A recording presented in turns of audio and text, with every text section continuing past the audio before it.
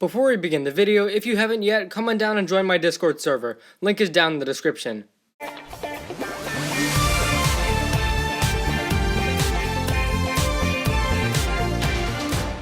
Hey guys, welcome back to the channel for our review of Ninjago Season 12, Prime Empire. So basically this video will just be my unscripted final thoughts on the season, and the different aspects of it. So I'll start with my overall thoughts on the season. I think Prime Empire is a very good Ninjago season. 2019 was a rough year for the show in my opinion, and coming out of Season 11, my expectations were fairly low. Season 11 was, and still is, my least favorite season of the show, and my hype for Ninjago definitely declined after that season. But I'm happy to say Prime Empire has exceeded my expectations. I think Prime Empire is a really good but not great Ninjago season. And moreover, I think this season is the best we've seen of Ninjago since Hunted. And you'll hear me say that for a lot of stuff. For example, this season has the best premiere, best villain, best finale, best story, and the list goes on. I know March of the Oni and Secrets didn't really set the bar high.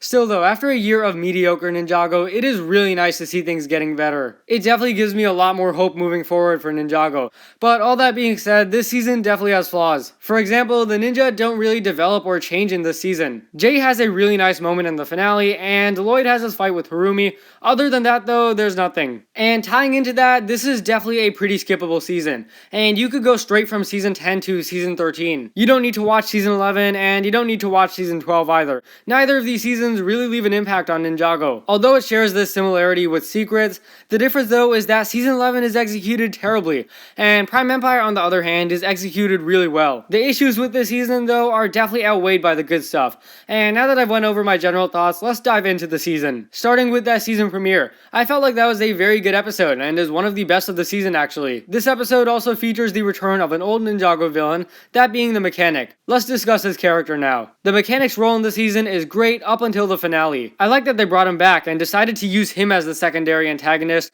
rather than a new character like Richie. There are tons of old villains in Ninjago like the Mechanic waiting to be used again, and the writers really took advantage of that. He plays his role as the secondary antagonist very well. Unfortunately, the finale does not do him justice at all. He just bails at the beginning of the episode, despite his plan succeeding. This is precisely why you need more time for a finale episode, but we'll get into that later. Overall though, I feel the return of the Mechanic was very well done. Episodes 2 and 3 are also really good in my opinion, and I also love that they brought back Borg. He was cool in the season. He doesn't do too much, but I think that's fine. One episode is more than enough. And then in episode 4 we get to meet the Red Visors. Let's discuss them next. I think the Red Visors are decent Ninjago villains, not amazing, but definitely not bad either. They serve their function in the story well, basically just to be a threat to the ninja, but beyond that, there really isn't much about them. That being said though, they're definitely better than armies like the Ice Samurai and Pyro Vipers, and they do appear a lot. I know this is a weird thing to complain about, but I feel like there is way too much fighting in this season, and it gets boring fairly quickly. So I do feel the Red Visors are well designed, and they are definitely intimidating,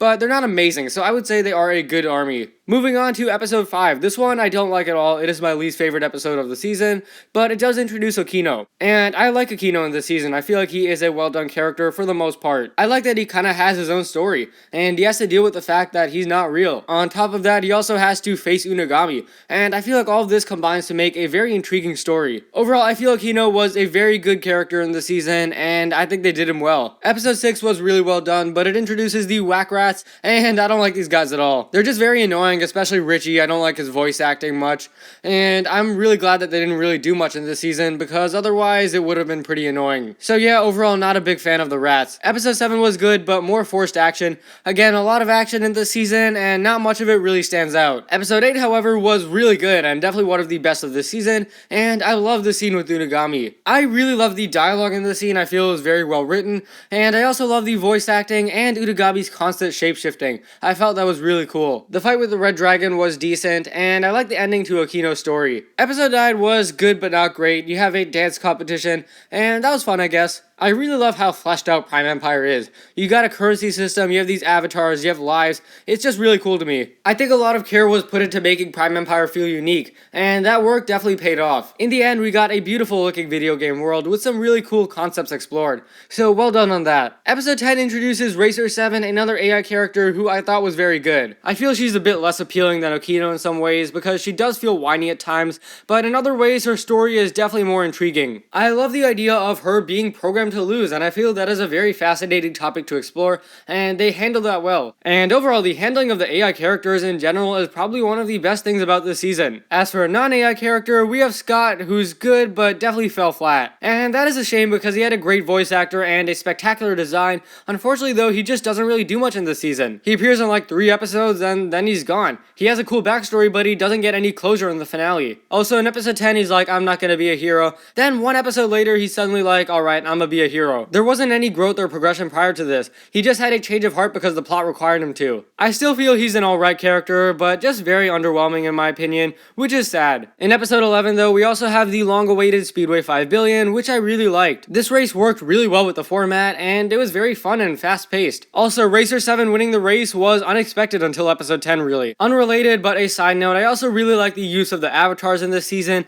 Most of them are really good looking, and I feel they were definitely put to good use. Episode 12 was my first 10 out of 10 in over a year, and this one just rocked. First of all, the fan service in this season is absolutely amazing. You have a reference to Airjitsu, Jay's teddy bear and Hands of Time, and a lot of other really cool stuff. Small touches like these I think really do go a long way in making the season feel special and memorable. Then we have the Lloyd and Harumi fight, and the execution of Avatar Harumi was perfect in my opinion. Because you see, they didn't actually bring her back, and they brought her back in a way where they didn't actually bring her back, if you follow what I'm saying. And the fight is really good, but unpopular opinion here, I would even say it's overrated. It isn't the best thing to come from New Ninjago or the season either, and I feel it definitely doesn't develop Lloyd when it really should have. So while I do feel the fight is really good, and don't get me wrong, I just feel like it's a bit overrated. Next up is Ninjago Confidential, and this episode is too weird for me. I don't really like it. Zane and Pixel just feel very unnatural in this episode, and I feel like the whole narration thing is really out of place. I also feel like Zane's story in this season was good, but ultimately rushed. Finding Dyer just felt too easy, and this season definitely could have benefited from at least 4 more episodes. Zane in general just wasn't that good in the season.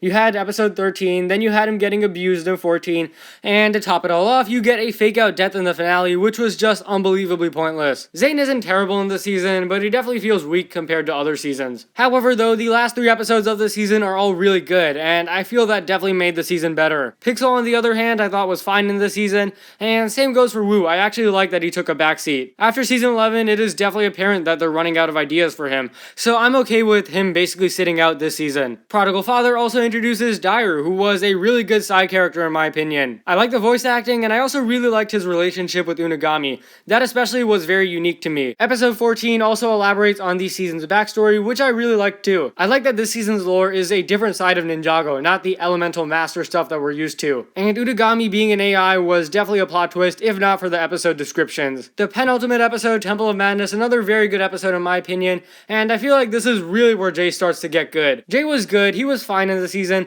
but in these last 2 episodes, he really gets great. And that is an issue I have with season 12. It doesn't really feel like a Jay season the way Skybound did. And the majority of the season, except for those final 2 episodes, doesn't really feel like a Jay season. It only feels like it because the plot wants it to be. And let me correct that, it only really feels like a Jay season because the creators want it to be. And Jay was probably the best ninja in this season, but if he was as good as he was in the finale, the season would be a lot better. And speaking of the finale, let's dive into that next. Despite its flaws, I really liked it. Jay has this amazing moment where he mentions that he was adopted, and this was probably the best moment we've seen of Jay since Skybound. Unagami is also a star of this episode. Despite his lack of screen time, I thought he was a good villain. Because Unagami isn't a real villain, he isn't really hungry for power, he's just a lost and confused child, as his child form kind of signifies. When he is a villain, nothing too special. I mean, he has a great voice actor and a great design, and he's very intimidating as well. But when he isn't a villain is when he really shines, and him being a child and turning good and making amends was just so amazing. Unagami definitely needed more screen time, but quality over quantity. What we saw of him was way better than villains like Asphira and Omega. Game Over though was undoubtedly rushed, and it failed to tie up a few key loose ends. This episode though has my favorite moment of New Ninjago, Dyer and Unagami's reunion, and I feel it was a very touching finale. My big issue with this season though is the lack of ninja development. None of the ninja really grow or change in this season, and only Jay, and only in the finale really, has a nice moment. I can let it slide for 1 season because the rest of the season was good, but this is something we need to see fixed in season 13 or Mom or whatever. In conclusion though, I really like Prime Empire, and it definitely gave me a lot more hope moving forward for the series. I feel like it was a very good season, and I would rate it 8 out of 10. As with any season, it had its fair share of issues, but it definitely got rid of a lot of the fears I had after season 11, and it fixed my big problems with that season. If Ninjago keeps improving like this, we're in for a fun ride. Anyways, thanks for watching. If you enjoyed, be sure to leave a like, subscribe, share with anyone and everyone you know. Be sure to share your review on Season 12 and your thoughts down below, and I'll see you next time.